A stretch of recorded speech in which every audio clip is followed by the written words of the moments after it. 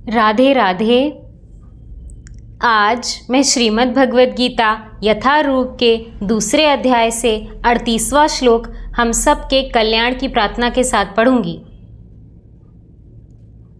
ओम श्री परमात्मने नमः। श्रीमद् भगवद गीता अथ द्वितीयोऽध्यायः।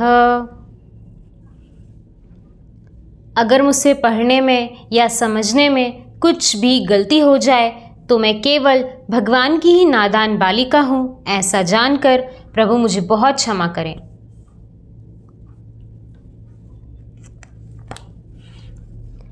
दूसरा अध्याय गीता का सार 38वां श्लोक।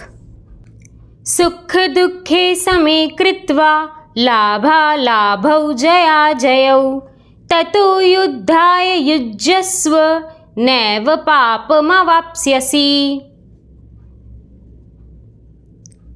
तुम सुख या दुख, हानि या लाभ, विजय या पराजय का विचार किए बिना युद्ध के लिए युद्ध करो। ऐसा करने पर तुम्हें कोई पाप नहीं लगेगा।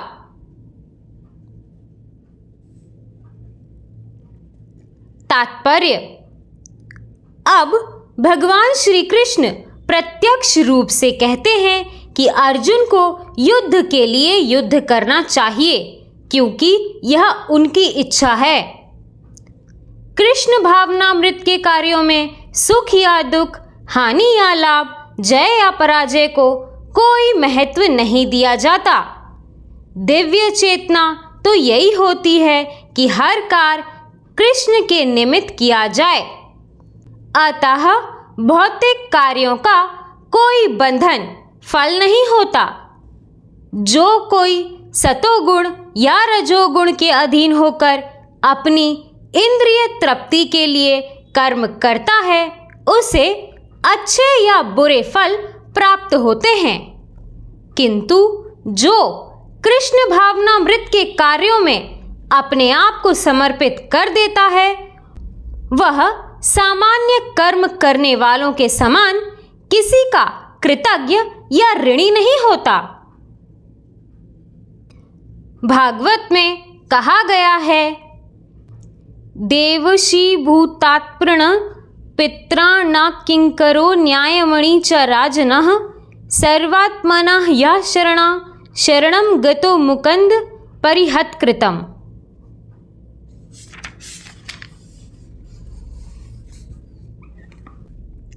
जिसने अन्य समस्त कार्यों को त्याग कर मुकुंद श्री कृष्ण की शरण ग्रहण कर ली है, वो ना तो किसी का ऋणी है और ना ही किसी का कृतज्ञ, चाहे वे देवता, साधु, सामान्य जन अथवा परिजन, मानव जाति या उसके पितर ही क्यों ना हो। इस श्लोक में श्री कृष्ण ने अर्जुन को अप्रत्यक्ष रूप से इसी बात का संकेत किया है। इसकी व्याख्या अगले श्लोकों में और भी स्पष्टता से की जाएगी। राधे राधे।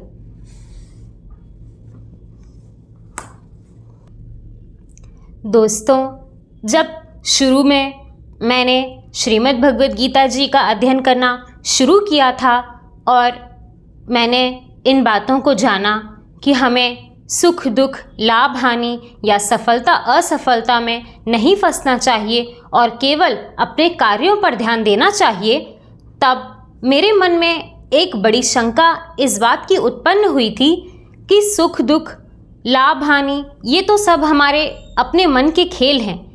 इनको हम किस प्रकार वश में करेंगे। मान लीजिए मैं कोई कार्य कर रही हूँ, उस कार्य को मैं कर ही इसीलिए रही हूँ ताकि सफल हो जाए, और अगर वो सफल हो जाता है तो मुझे सुख प्राप्त ना हो, ये किस प्रकार हो सकता है।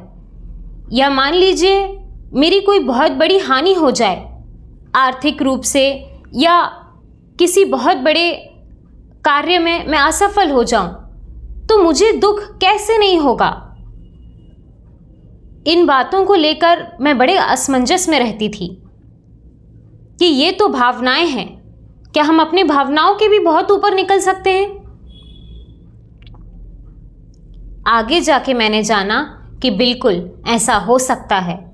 जब हम कार्यों में और चीज़ों में बहुत ज़्यादा आसक्ति और मोह नहीं रखते और हम अपने कार्यों को केवल इस मानसिकता के साथ करते हैं कि कर्म करना ही हमारा कर्तव्य है, हमें सफलता मिले, असफलता मिले, हानि हो जाए, कुछ लाभ मिल जाए, ये तो चलता ही रहेगा, ये परिस्थितियां हैं, बदलती ही रहेंगी।